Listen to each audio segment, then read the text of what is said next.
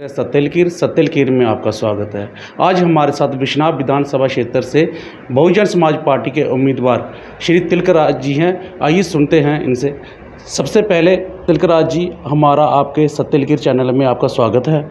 जय भीम जी, जय नमस्कार। सबसे पहले हमारा आपसे ये प्रश्न है कि जो बिश्नाह में इतनी स्मार्ट मीटर की चल रही है धांधली, इसके बारे में आप क्या बोलना चाहते हैं? देखिए, ये बहुत अच्छा प्रश्न आपने पूछा है कि विधानसभा बिश्नाह के अंदर स्मार्ट मीटर लगाने का सबसे ज़्यादा काम चला है और उनको रोकने वाला कोई भी नहीं था, ना बीजेपी ना कांग्रेस। और आपने देखा होगा कि जब स्मार्ट मीटर हमारे इलाके में, हमारे गांव सलैड में लगने शुरू हुए तो हमने बहुत बड़ा आंदोलन किया, इतना आंदोलन किया कि अंततः पुलिस को हमें गिरफ़्तार करना पड़ा।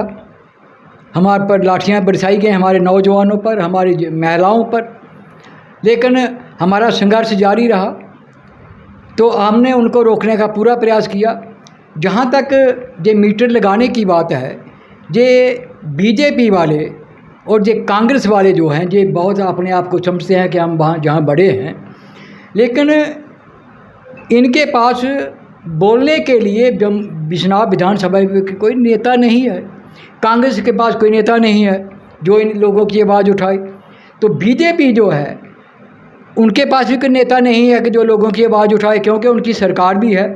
अगर वो बोलना चाहें भी तो वो बोल नहीं सकते, क्योंकि अपनी सरकार के खिलाफ थोड़ी बोलेंगे।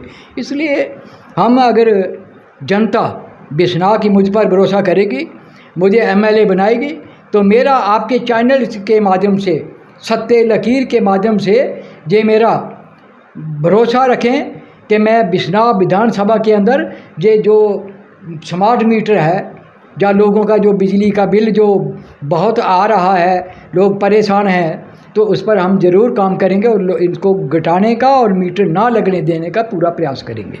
तिलकराज जी, जो हमारे बिश्नाह विधानसभा क्षेत्र की जो पंचायतें हैं, क्या इनका भी सुधार हो पाएगा या ऐसे ही है जैसे पहले चल रही है? देखो, जो पंचायतें हैं, जब से ड्यूटी बनी है, पंचायतों के पास कोई इख्तियार नहीं रहे हैं, क्योंकि अब जो छोटे मोटे काम जो पंचायत वाले करवाते थे, वो भी इन्होंने टेंडर वर्क कर दिया है। तो पंचायतों के पास अब कुछ भी नहीं, जो ना की पंचायतें बनी है।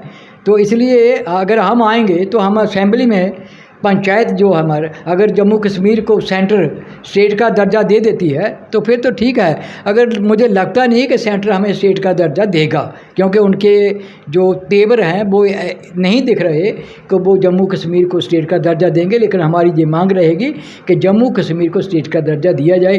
भले ही 370-35 ना दें, लेकिन स्टेट का दर्जा हमें मिलना चाहिए, ताकि इससे लोगों के, आम लोगों के जो कामकाज हैं वो आसानी से निकल सके। तिलकराज जी, हमारा अगला मुद्दा ये है कि जैसे डेली वेजरों की बहुत बुरी हालत है, वो भी बहुत प्रोटेस्ट कर करके थक चुके हैं, उनके बारे में आप क्या बोलना चाहते हैं? हाँ, देखिए, जो डेली वेजेज हैं बेचारे, बहुत लंबे समय से, कहीं तो रिटायर होके, कहीं भी फोर्थ भी हो चुके हैं, मर भी चुके हैं बेचारे।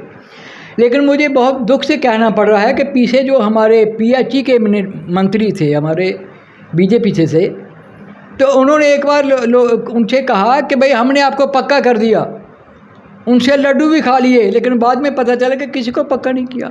और मैं आज इनसे पूछना चाहता हूं, क्योंकि हमारी ड्यूटी, हम केंद्र के डायरेक्ट नीचे हैं, हमारी जो बात है वो सेंटर से सीधी है।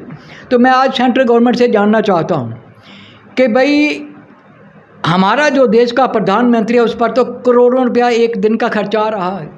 तो जो हमारा डेली वेजेज है वो 9,000 में, 10,000 में अपने परिवार का कैसे गुजर बसर करता होगा, ये उनको नहीं दिखता।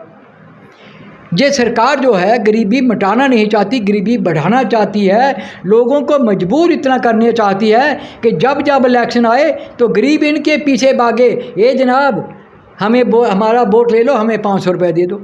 ये हालत जहाँ पैदा करने वाले हैं, तो हम लोगों से ये कहेंगे कि इनके बीजेपी और कांग्रेस के चक्कर में मत आना, और वोट जो है वो बसपा के नेता को दो। बसपा जो आपके सामने मैं खड़ा हूँ बिश्नाह विधानसभा का, मुझे वोट देकर मुझे एमएलए बनाए। मैं आपकी हर डेली वेजेस की बात भी हम पूरे दम थम से उठाएंगे और पक्का कराने का कोशिश करेंगे। तिलकराज जी, जैसे हम देख रहे हैं बिश्नाह म्यूनसिपाल्टी में और अरनिया म्यूनसिपाल्टी में भी गलियों नालियों की बहुत बुरी हालत है। जब भी थोड़ी सी बारिश होती है तो पानी लोगों के घरों के अंदर जाता है। इनके बारे में भी कुछ थोड़ा बहुत सोचोगे? मैंने बिश्नाह की गलियाँ भी देखी हैं, अरनिया की भी देखी हैं, बहुत बुरी हालत है। गलियाँ जो हैं वो तालाब बने हुए हैं। और जो म्यूनसिपैलिटी है इनके दायरे इख्तियार में है जो पूरा शहर है। ये डेवलपमेंट वहाँ कराते हैं जहाँ इनके नेता लोग रहते हैं, जहाँ बड़े लोग रहते हैं, जहाँ गरीब गुरबे लोग रहते हैं, उसी तरफ तो इनका ध्यान नहीं जाता। जैसे हमारे जहाँ 4 विधायक रहे हैं, 2 बार असेंबली शर्मा जी किया, काम किया, आपके सामने है। लेकिन एक अरनिया वासियों की एक बहुत बड़ी डिमांड थी कि भाई अरनिया वासियों, जब बॉर्डर पर फायरिंग होती है, पाकिस्तान गोले बरसाता है, तो उस समय वहाँ हॉस्पिटल में इतनी सुविधा नहीं है कि वहाँ अगर कोई जख्मी हो जाता तो उसका इलाज किया जाए।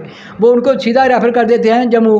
जब तक वो बख्शीनगर में पहुँचता है भाई वहाँ से 35-40 किलोमीटर दूर, तब तक तो वो आधा बेचारा रास्ते में मर जाता है, दम तोड़ जाता है। तो इसलिए अगर मैं MLA बनूँगा तो मैं अरनिया वासियों को, बॉर्डर के लोगों को ये दावा करता हूँ, पूरे वादे से करता हूँ कि वहाँ हम सब डिस्ट्रिक्ट हॉस्पिटल जो है अरनिया ज़रूर बनवाएंगे, मेरे कार्यकाल के अंदर बनेगा। जाते जाते लास्ट प्रश्न आपसे ये है कि अगर आप MLA बन जाते हैं तो आप क्या मैसेज देना चाहते हो अपने विधानसभा क्षेत्र के लोगों को? मैं अपनी बिश्नाह विधानसभा के लोगों से ये निवेदन करता हूँ, ये मैसेज है मेरा कि आप मुझ पर भरोसा रखिए और गरीब का जो काम है वो सबसे पहली तर्ज गरीब को होगी। जैसे वो ओल्ड एज पेंशन वाले हैं, बुढ़ापा पेंशन वाले हैं, उनकी तरह तरह की फार्मेलिटी रखी हैं। 1 साल पेंशन बंद कर देते हैं कि आप फार्मेलिटी नहीं हो रही है, उस पर हम पूरा गौर करेंगे। और जो हमारे किसान हैं, मज़दूर हैं, किसान को समय पर बिजली मिलेगी खेती करने के लिए, समय पर पानी मिलेगा।